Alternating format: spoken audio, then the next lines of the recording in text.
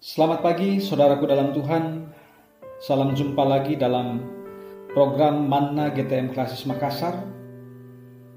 Sebelum kita melakukan segala aktivitas kita sepanjang hari ini, mari kita awali dengan terlebih dahulu mendengarkan firman Tuhan.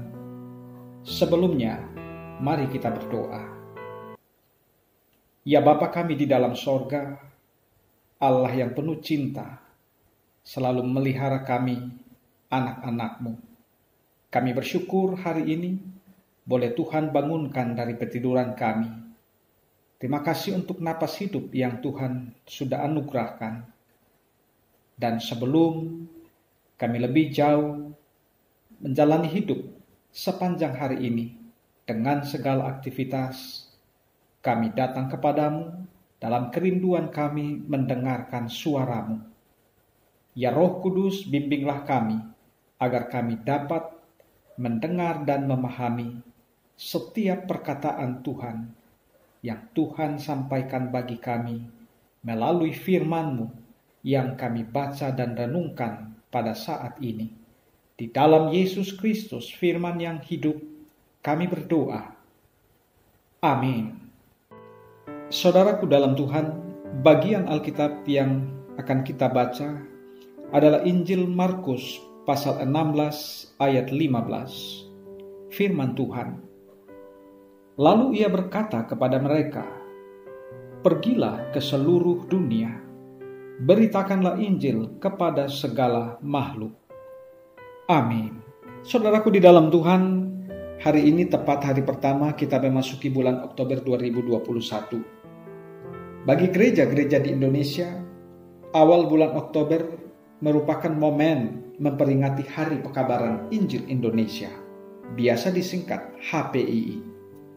Sering perayaannya dirangkaikan dengan perayaan Hari Perjamuan Kudus Sedunia. Bacaan kita hari ini adalah Markus pasal 16 ayat 15, berbicara tentang pemberitaan Injil. Saudara, Injil atau Evangelion dalam bahasa Yunani secara harfiah memiliki arti kabar baik atau kabar sukacita. Bagaimana memahami Evangelion yang merupakan kabar baik dengan keyakinan iman yang dimiliki oleh orang percaya? Saudara, dalam Alkitab tertulis, misalnya di kitab Roma pasal 1 ayat 16, Injil adalah kekuatan Allah yang menyelamatkan setiap orang percaya. Lalu pada bagian lain Alkitab, misalnya Yohanes pasal 3 ayat 16, tertulis, "Karena begitu besar kasih Allah akan dunia ini, sehingga ia telah mengaruniakan anaknya yang tunggal, supaya setiap orang yang percaya kepadanya tidak binasa, melainkan beroleh hidup yang kekal." Anak tunggal yang dimaksudkan di sini adalah Yesus Kristus. Jadi, Injil sesungguhnya adalah Yesus Kristus sendiri. Kehadiran Yesus Kristus di dalam dunia merupakan kabar baik, merupakan kabar sukacita. Oleh karena di dalam Yesus Kristus yang telah mengajarkan kebenaran yang sejati itu, yang telah sengsara bahkan mati di kayu salib, berkorban bagi umat manusia, namun bangkit dan hidup kembali. Kasih dan karya keselamatan Allah menjadi nyata bagi umat manusia, bahkan bagi dunia yang telah cemar oleh karena dosa. Jadi saudara-saudara, pemberitaan Injil merupakan pemberitaan tentang Yesus Kristus.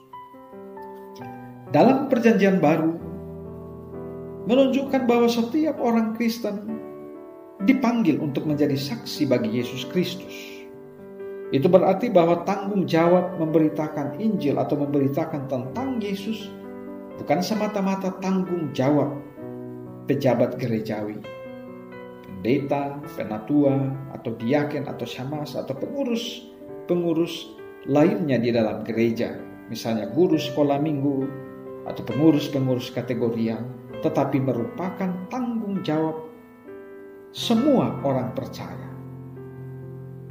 Kita tidak dipanggil hanya sekedar menjadi pengkhotbah atau berkhotbah, tetapi kita semua dipanggil untuk menjadi duta-duta atau utusan-utusan Kristus, di mana Allah mau berbicara kepada orang lain melalui kita.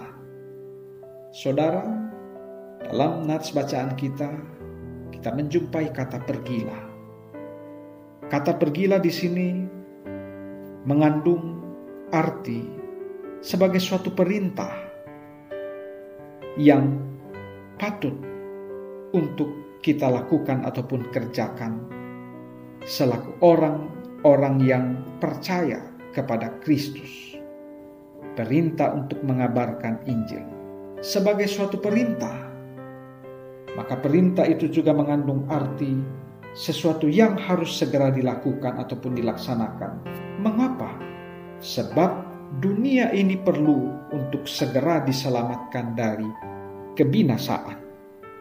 Jadi, pemberitaan Injil kepada seluruh suku bangsa, kepada semua makhluk, merupakan pekerjaan ataupun mandat besar yang dikerjakan oleh gereja atau orang percaya di tengah-tengah dunia ini. Juga melalui nats ini kita menemukan atau menjumpai bahwa perintah mengabarkan Injil adalah ke seluruh dunia dan kepada segala makhluk.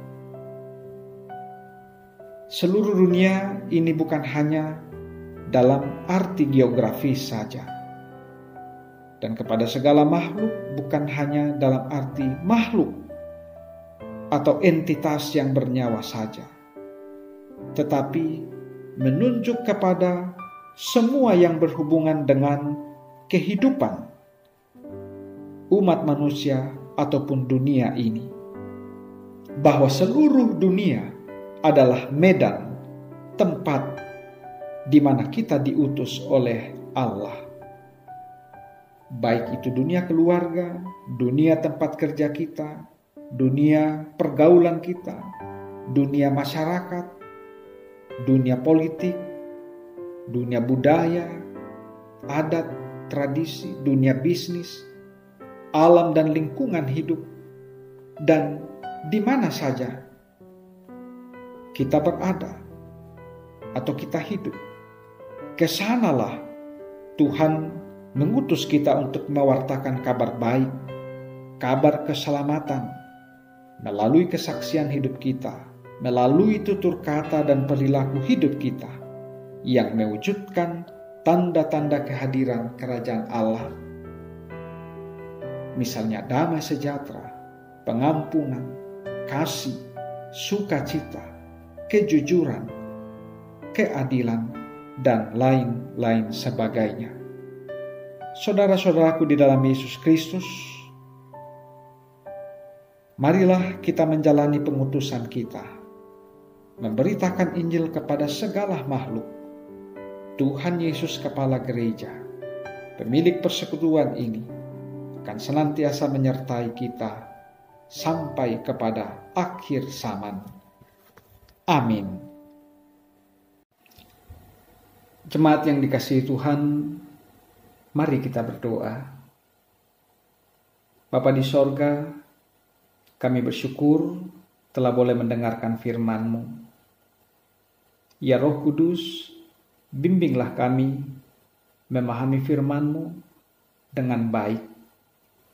Mampukanlah kami menjadi alat-Mu di tengah-tengah dunia ini, mengabarkan Injil, mengabarkan kabar baik tentang keselamatan dimanapun kami berada, sehingga dunia ini boleh mengenal Engkau, boleh melakukan kehendak-Mu, dan mengalami keselamatan. Berkati seluruh umat-Mu, jemaat-Mu, dalam menjalani aktivitas sepanjang hari ini. Biarlah di dalam pertolongan dan lindungan Tuhan, kami boleh menjalankan seluruh aktivitas kami dengan baik dan senantiasa boleh berhasil oleh karena kasih dan berkat Allah sendiri. Di dalam nama Yesus Kristus kami berdoa. Haleluya. Amin. Jemaat yang dikasihi Tuhan, mari jalani hari ini dengan kuat dan semangat dalam tuntunan dan pertolongan Tuhan. Tuhan memberkati.